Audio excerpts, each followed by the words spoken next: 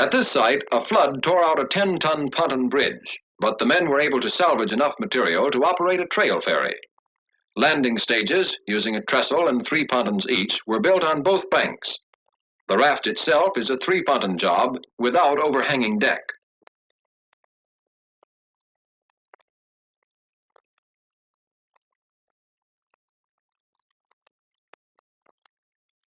Ramps are used across the landing stage onto the raft, and the trucks are able to load without too much difficulty. The raft, when angled, is helped across by the current, pushing against the sides of the pontoon.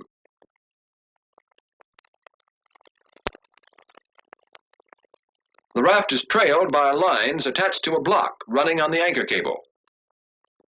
What you've seen may not have been all standard construction, but by knowing the standard methods, improvising is just twice as easy.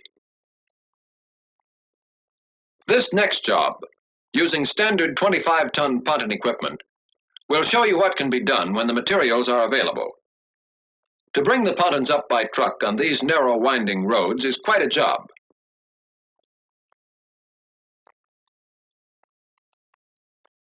Along the way, a pneumatic pontoon bridge had been built to bypass a fixed bridge that is being repaired.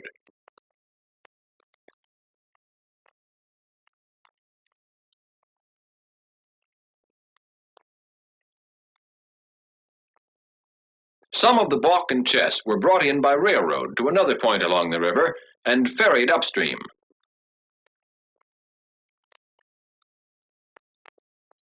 Here's the hinge span raft being brought up to the bridge site.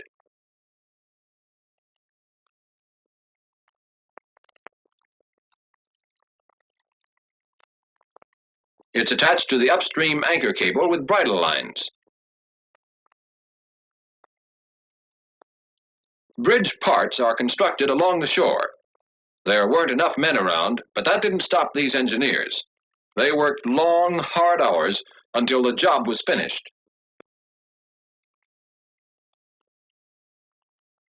By backing the trucks right down to the water's edge, the flooring is unloaded directly onto the part.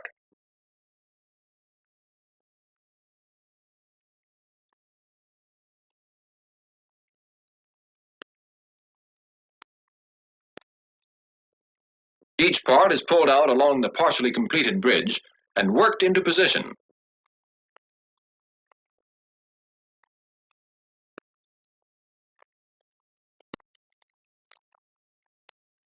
Then that part is connected to the bridge.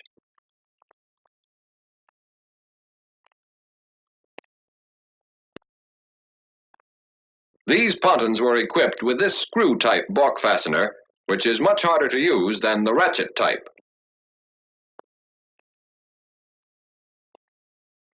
After laying the chess and curbing, the crew is ready to hook on another part. Dozers cut down the banks to get a gradual approach to the bridge. Without these earth movers, it would have taken a much longer time to get the bridge ready for traffic.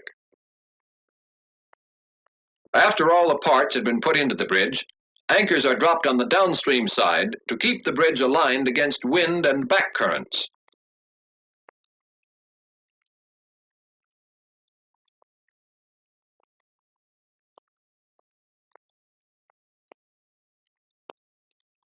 The end dams are installed at each end of the bridge.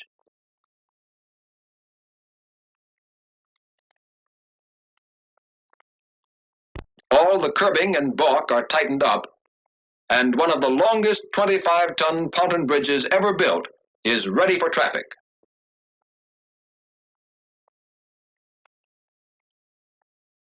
This is a good view of the anchorage.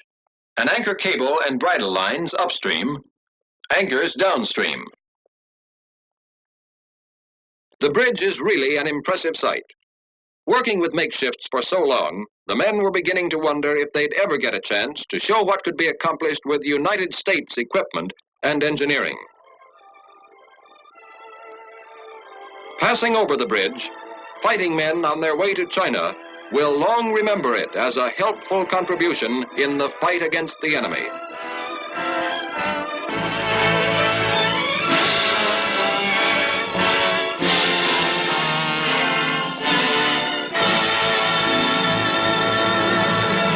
If you enjoyed that, you may enjoy some of my other World War II videos. I have 3 World War II playlists, one of general videos, one with newsreel footage, and another concentrating on the efforts of women during World War II. Check out my channel for other interesting videos on a variety of topics, and subscribe because we'll be adding lots of new video, including new World War II footage.